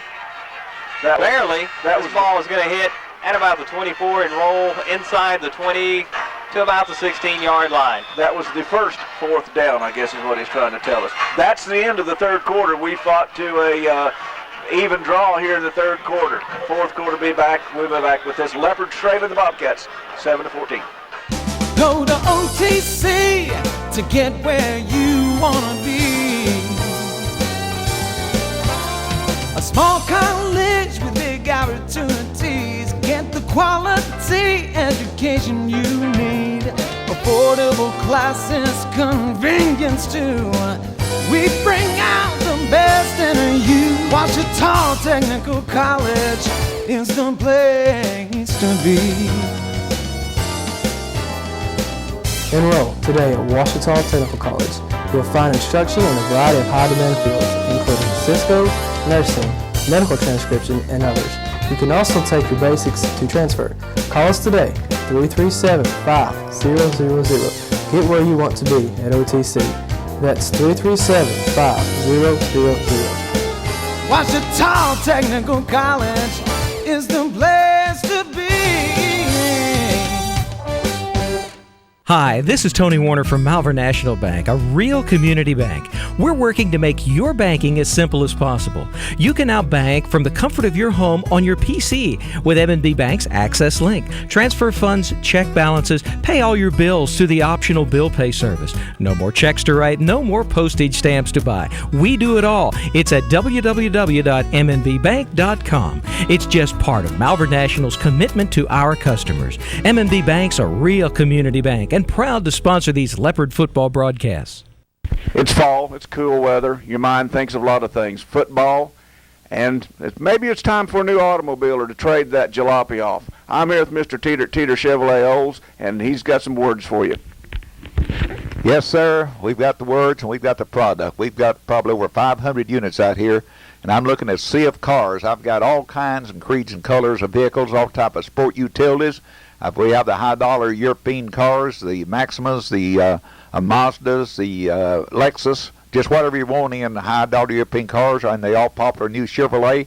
We've got them here at Teeter's. So come on out and shop us real soon. Remember, like I always say, the more we invest in our youth, the less we'll spend on prisons later. The year is 1952. Harry S. Truman is president. Gasoline is 11 cents a gallon, and Coca-Cola is still a nickel. And there are plenty of penny postcards laying around. Henry McClure and George McClure Sr. opened the doors to a new real estate business. Now, 50 years later, McClure Real Estate continues to serve the Malvern and the Hot Spring County area with the same dedication and professionalism of the Founding Fathers. The professionals at McClure Real Estate, Danny Regan, Nita Wingo, Beverly Hudson, Deanne Williams, Gene Dugan, Bob Jones, Frank McClure, and George McClure Jr. are here to help you with all your real estate needs. They're locally owned and locally operated for over 50 years right here in Malvern. That's McClure Real Estate, 332-2777, proud sponsors of Leopard Football. Orr's Furniture in Malvern is a proud sponsor of Leopard Football. We wish the best of luck this year to our new coach Eric Hart and his staff as they begin a new era in Malvern's long and celebrated football tradition. It takes hard work and a lot of teamwork to be a successful organization. Over the years, the Malvern Leopards have proven time and time again that they are up to the challenges that face them every Friday night. At Orr's Furniture in Malvern, we too do our best to make every customer that walks in our door feel welcome and confident that we can help them with any furniture or appliance need they have. We represent some of the most trusted names in the furniture industry: Lazy Boy, Bassett, Sealy, Flex Steel, Maytag, and Frigidaire, just to name a few. Our experienced sales staff is ready to help you select just the right piece you need, from a single table by your chair to a whole house full of quality home furnishings. And we'll deliver your selection free. We offer 6 months same as cash, or use the flexible monthly payment plans we offer. Once again, we are happy to bring you Leopard Football, and we hope to see you soon. Orr's Furniture, Main Street, Malvern, open Saturdays till 4. Hope taking over now, 1st and 10, at their own 17-yard line. McCorkle pitches to his tailback, flag on the play. The pitch is to Maxwell, the sophomore. He's brought down quickly. Munzel Davis back there real quick. What was it called, Johnny? My guess along that line is going to be offensive holding. Wouldn't you think, Johnny? If we not came off too quick, it had to be backfield in motion. Legal procedure. Yeah. I would say decline it. Well, I don't guess you can decline it. It's a dead ball foul. No, that's not dead ball because they didn't call dead ball. That's true. Shows you how much I know. Well, no, it's just I'm thinking the same thing, but they went ahead and let it is declined. It is declined, but the back they didn't call it on the offensive line. In line they called it in the back. Okay. Backfield, the old backfield in motion trip. That was another one of your Oh, songs. back in that's what we called it back. Of course, we didn't have cornerbacks then, we had defensive halfbacks, but that's another story. We'll get back to that slow option quarterback before this game's over, too. That's a good story. Brock McCorkle looking to throw now. Looking to his left. Got a man complete along the sidelines. That's Gain nice. out to about the 35. That's a nice play by McCorkle. He looked and actually looked to me like he went to his third receiver, who was Rico Wyatt, the all-do-everything football player, fullback, linebacker out of the backfield, and Wyatt made a good catch and a good run. Guys, let me go ahead and get the stats for Sean Williams, the Southern State Bank isolated player of the game. In the third quarter, he made a great tackle, and he also had a great defensive pass deflection. So Sean has been playing a good game, and it looks like to me they're running away from him at this time. So great job by Sean Williams, our Southern State Bank isolated player of the game. Twins to the near side, the run motion this way as well. Give is to the fullback, not much running room there. He's brought down at the 37-yard line, correction 38. You know, Terrence Madlock, Monzel Davis, and Brandon Bradford, that's 22, 33, 44. These are easy numbers to see. And I'll tell you why they're easy numbers to see. You look at the ball, when they've got the ball and we're on defense, and those three kids are always around it, and those 64, Travis Potts is always there too, and these kids are just really playing well. Leopards trailing 14-7, just under 11 minutes left in the ball game now. Brock McCorkle, the quarterback for the Bobcats, has Twins to the near side. He rolls to this side, getting pressured. Pass is complete out to the near side. Number 7, Jamie Turner with the reception. They're going to say he went out of bounds at the 50-yard line. Another first down for the Bobcats. And, gentlemen, it looks like they've gotten away somewhat from that swinging the ball or pitching the ball to the outside. They're looking to get it to those big wideouts. Well, what's happened there, Johnny, they're starting to have their quarterback go out on a rollout. They're getting away from our blitzes and our coverage. Each time we've been all really close to sacking the quarterback, to getting too close to McCorkle, but we can't. Pitch to the outside. Maxwell on the run. Gets out across the 45-yard line of Malvern. Brought down at about the 44. And he is going to be about 3 yards shy of another Bobcat first down. And what you were saying, Ron, about the play before, they're faking those running plays that they're running up the middle and then they're rolling out. So it's kind of freezing the linebacker, and they're allowing the receivers get downfield a little easier, sucking up on the run. So our linebackers are going to have to read that really quick and get back there and defend the pass. The Bobcats bring twin set to the near side, but give to Maxwell up the middle. Maxwell brought down at about the 40-yard line. Looks like another first down for the Bobcats. You know what, guys? I really like this defense. So this is like Coach Golden and Scarborough and Coach Mitchell and all the defensive coaches have said. They're and Coach Hart has said they're going to play aggressive defense. They're going to lay their ears back and they're going to go after you. Now you're going to get some misdirection, then you're going to overrun some plays, but you're also going to wreak havoc and which our defense has done. I tell you who continues to play well and hasn't got many calls is Byron Hunter, number 63. Byron has just been all over the place. Him and Potts. Byron has been one of these kids that hasn't made many tackles, but he's been around the ball. He's turned them in, and tell you what, you look up there and you see 63 and 64 with that 22, 33, and 44. Our defensive kids, I just can't say enough about the effort they're giving.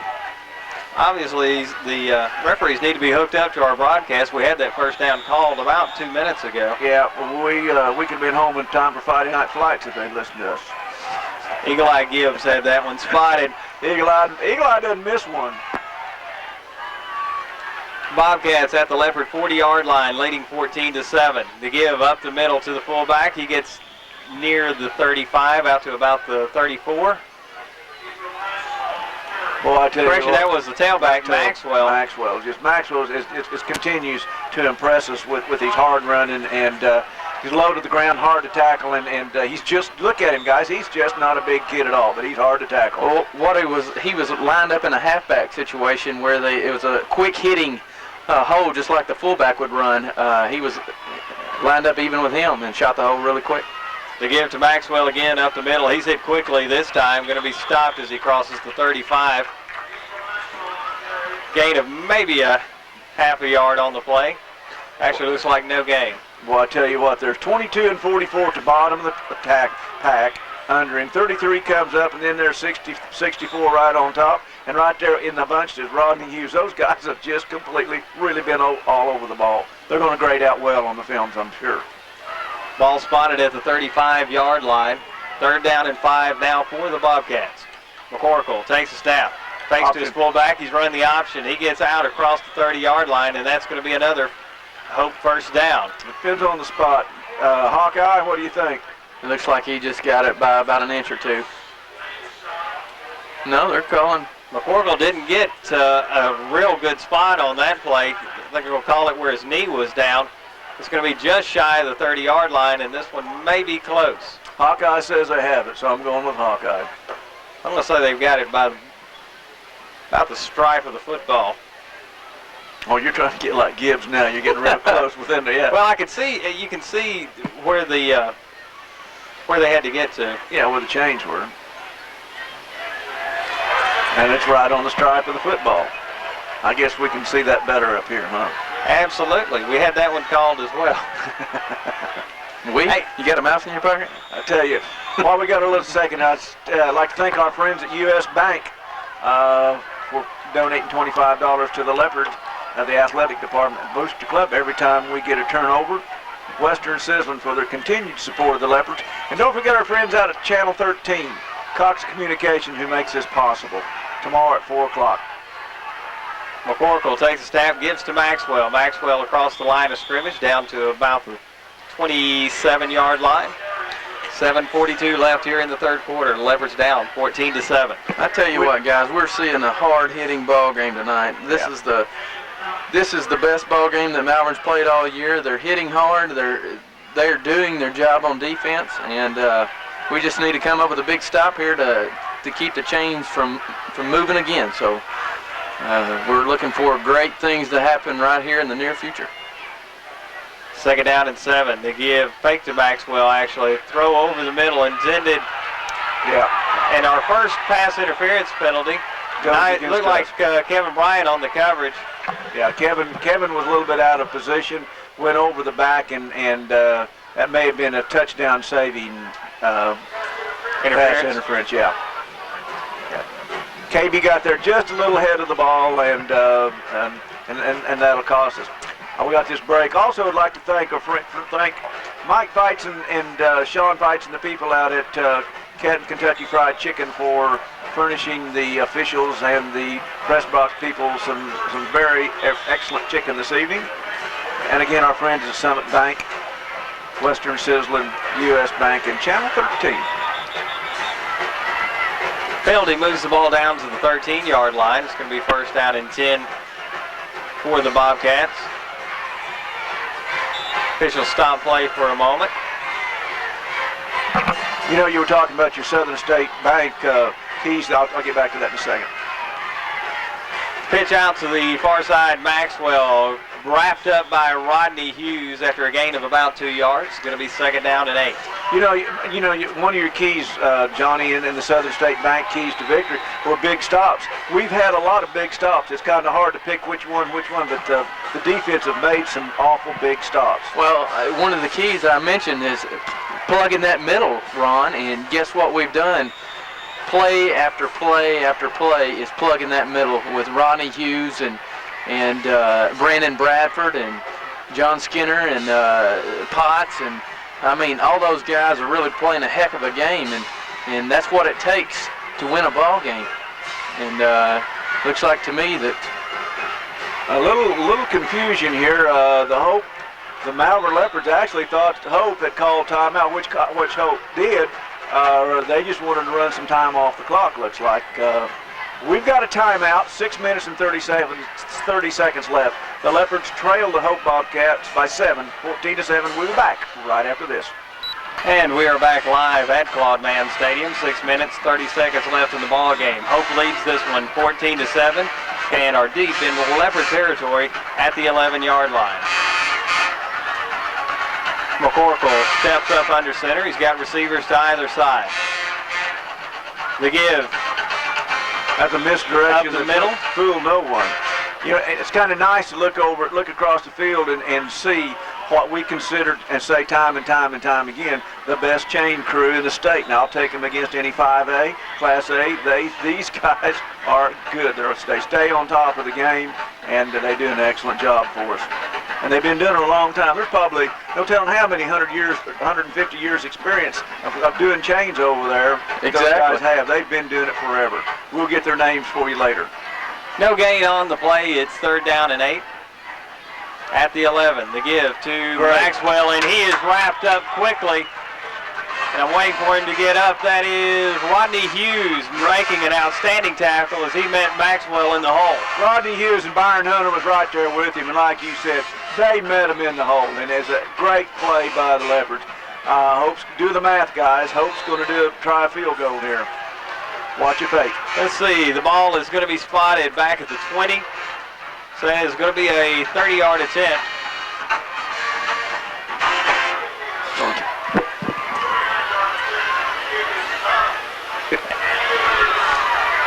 And that is good. So a very important play there for the Hope Bobcats as they make this a 2-score game now. We've watched that kid kick extra points and kick off, and he has got he's got a lively leg. We got a break here, 5:13 at 17-7. Hope's favor. We'll be right back. Banks, a real community bank. Hope now kicking away to the Leopards. This ball is going to be fielded at the 15. Kari Monroe on the return, brought down at about the 29-yard line. So with 5 minutes and 6 seconds, and the Leopards down by 10, they take over. Kari did a good job of standing back there and caught the ball and looked around to kind of see what was available. And he did see a little seam up the middle and picked up 15 yards that he took time to look at.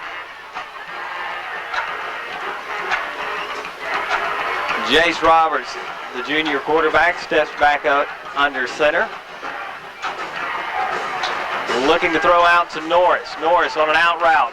Catches it. Going to be hauled out of bounds at about the 37, 38-yard line. Another nice catch. And Norris did an outstanding job of holding on to the ball there. I'm about to believe if Norris can touch the ball, guys, he can catch it. That was a nice run. Picked up 8.5, almost 9 yards. Got treated kind of roughly when they threw him out of bounds, but big Rodney Hughes comes in at tailback, guys. Sticky Finger Norris, how about that? How about that? Got a nickname already as a sophomore. Roberts back up under center. Looking to throw once again. Looking for number 31, Eddie Callison. That one's incomplete. Look for Callison coming out of the backfield, that fullback coming out of the backfield. Just led Eddie just a little bit too much, or he'd have had a few yards. Sticky Fingers comes back in, and along with Kevin Hare. Kevin Hare, another senior on this ball club. It's always great to have a lot of weapons on offense, I'm telling you. Norris comes to the near side. Roberts, busted play. He's going to run this one off the right side, and he's going to get the first down for the Leopards as he crosses to 40. I want you to take a look at Norris. He's got his shirt tail's hanging out. He's got a sock up and down, and he's got a torn shirt. He reminds me of Jason Burks that played for us years ago. Jason always looked like when he come off the field, he looked like he went to war, and that's what Kyle Norris looks like. And we must have had a penalty on the play, a holding penalty call. Brings the ball back just inside the 30-yard line. It's going to be 3rd down now and about 9.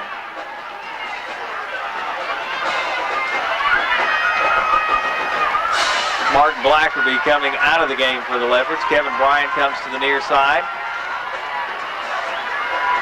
Twin set to the far side for Roberts.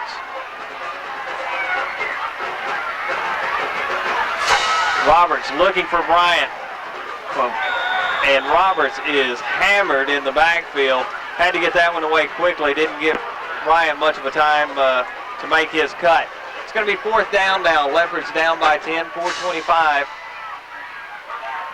Roberts in a situation then they were all over Jason. He didn't do anything. He did he saw a hole in the middle and threw the ball where nobody could catch it to save a sack.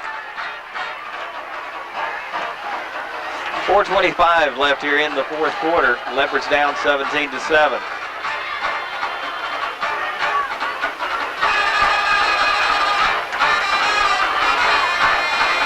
And that is Cordell back into the game, punting for the Leopards. He gets this one away.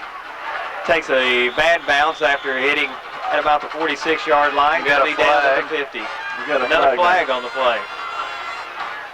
Personal foul against Hope. That'll be a break. That'll be a first down. I missed it, but I did too. I just saw the referee. The referee gave the signal, personal foul against Hope, and that's got to be a first down, guys. That's a big one. That's 15 yards. That is a big one. Penalty is going to move the ball up to the Leopard 45. So the offense of the Leopards coming back out onto the field. 4:17 left. Leopards down by 10, 17-7. New life for our offense, Johnny. It's a chance to go ahead and punch this one in and onside kick it and beat them. exactly. We've got to establish something right here. We've got to do it right now. Only 4 minutes to go in the game. We have to do it now. Kyle Norris comes to the near side for the Leopards. Roberts looking to throw to the right side, complete to Kevin, just like what a nice catch. Kevin Hare, nice catch by Kevin Hare. He went up, and Kevin's a kid that we've all year long has caught that ball up in his hands. If the ball hit him right in the face, he just reached out there and grabbed it and brought it in. Excellent play. 20-yard gain there by the Leopards. Kevin Hare comes limping off, holding that shoulder a little bit. Either his shoulder or his elbow. You know, we're developing a pretty deep and pretty talented bunch of gifted receivers out here, guys. Roberts back under center, looks to throw. The ball is tipped and picked off. There was a lot of contact out there, gentlemen, that came into play. They're not going to call. I'm convinced they're not going to call defensive holding on these cornerbacks and these D-backs. There was a spot ball thrown, and our wideout was held out there, just absolutely, completely held by a cornerback, and no flag. So I don't know what the real reason is. I have no idea. But the rules haven't changed that much. Just added face mask, right? They've added face masks. Made the helmets a little bit harder. First down and 10 for the Hope Bobcats at their own 26. Give up the middle. There's a football. Ball is loose, and the Leopards have it inside the 25. Coach Hart is pumped. But I'm going to tell you something. You can pick the ball. The referee blew that one, I think, because you can pick that ball up and advance it. 64, who has been all over the place. Travis Potts was running with the ball, and they whistled it. So I don't know how you can. I don't know how that goes. Explain that. I believe he was down picking up the ball with his knee on the ground. Might have been. Maybe I didn't see that. I mean, that's the only thing I saw your point of view, but I don't know. I guess that's the only thing that they could see to call that play. New life for the Leopards, Johnny and Mike. 3:46. Leopards down by 10. The give up the middle, another fumble. This one is recovered by Rodney Hughes. That was a collision. I'll tell you what, number 30, Terrell Johnson, that fullback D-back, that junior came in there and just absolutely nailed him. Kevin Bryant re-entering the game now for the Leopards. Mark Blackerby comes off the field.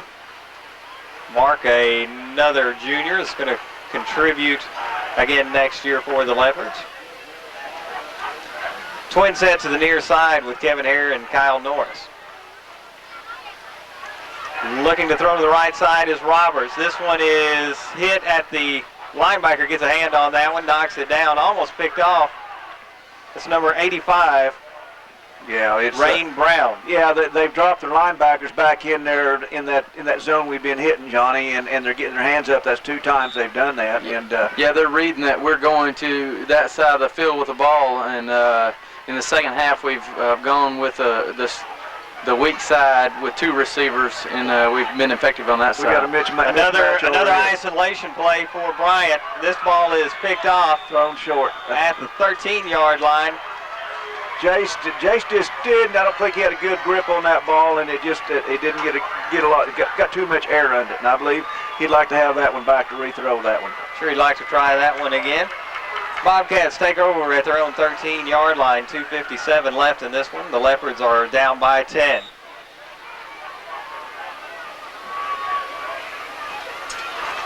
Hope once again taking over at their own 13-yard line.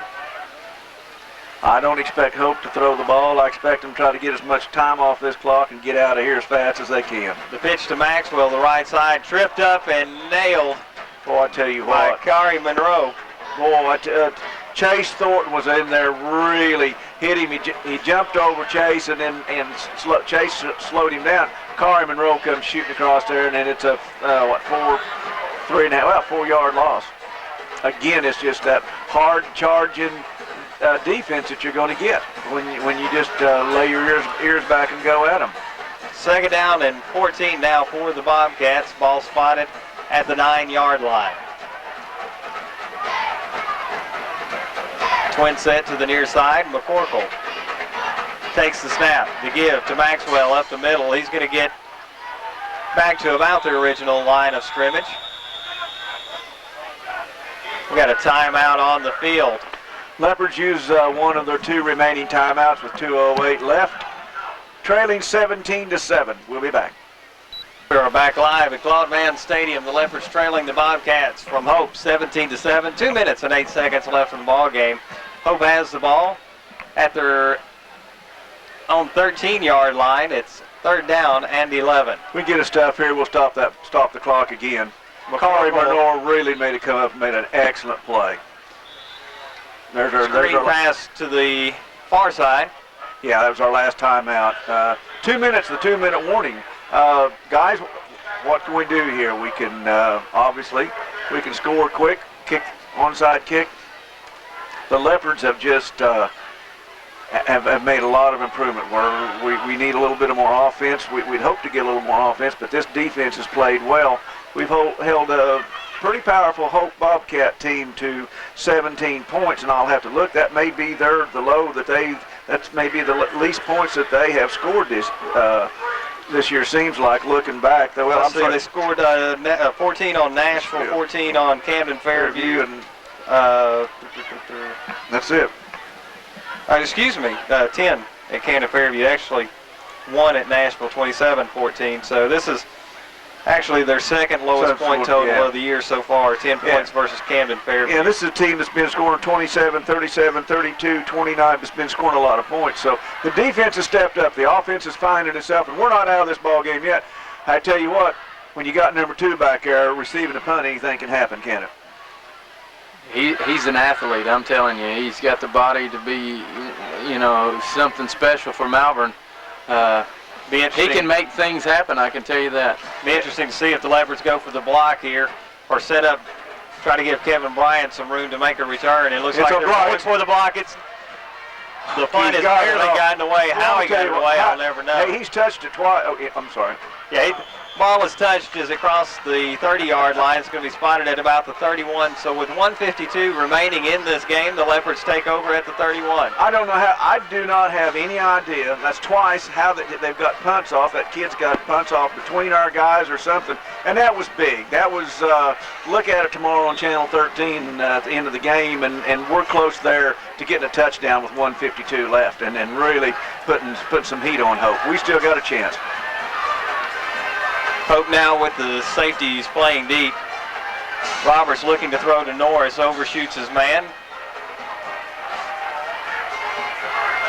Incomplete, second down and 10 now from the Leopard 31. The Bobcats leading 17-7, 1:49 left in the ball game. Myron Cross brings the play in for the Leopards.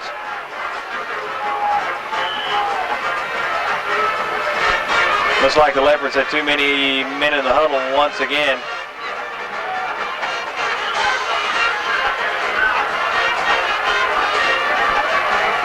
And Coach Hart not very happy with the call as the Leopards had yet to break huddle. Penalty moves the ball back to just outside the 35-yard line. Kevin Bryant splits to the far side. Myron Cross to the near side. Rodney Hughes lined up at tailback. Roberts fakes to his fullback, looking to pitch. Nobody there as Rodney Hughes was left in the backfield. Roberts gets back up to the 35 before he realized he didn't have a pitch man. Well, that was a situation. You talk about running an option well. Roberts had him in on him and looks back for his pitch man to pick up some yardage on the outside, and the pitch man's got to be there.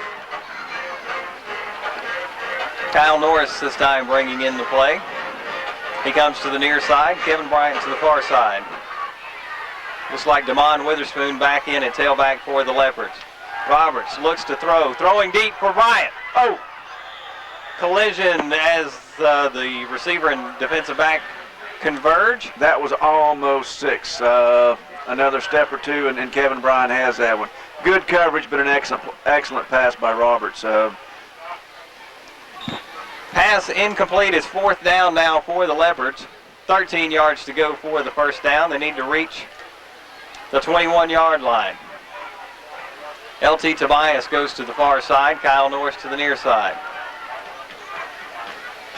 Roberts looking to throw. Looking to throw to Norris. He's got his man, and Norris dives for it. Norris doesn't come up with it, and actually, gentlemen, would have been short on that one either way. Yeah, it was the ball was right about a step and a half in front of Kyle. He dove to catch the ball and trying to make something happen, and it was just unfortunate if the ball been a little close, he'd still be running. But it's a learning experience. Hope takes over 1 minute and 3 seconds. Mike, I think they'll probably just take a knee, don't you? Yeah, barring the unforeseeable, this one is really wrapped up for the Bobcats, 1:03. The Leopards weren't sure that the Bobcats were going to down that when Travis Potts goes barreling in. 2nd down and 10 now, 50 seconds. The clock is running, and gentlemen, the Leopards have looked better tonight. I can believe what the coaches said now about how well the practices went. They had, and it showed. They've taken what they accomplished and what they were showing Monday, Tuesday, and Wednesday on the practice field. This ball game tonight, because this is a good football team. Hope's a good football team. Probably now playoff bound with this record. I mean, with this win tonight, it doesn't lock one up for the Bobcats, but it sure gives them a head up. Taking 4 teams in, because you take the Robinsons, you take Hot Springs, looks like they're in, and then you go to a Hope and a Magnolia, and so it looks like they've taken a giant step. The clock on has the road. expired.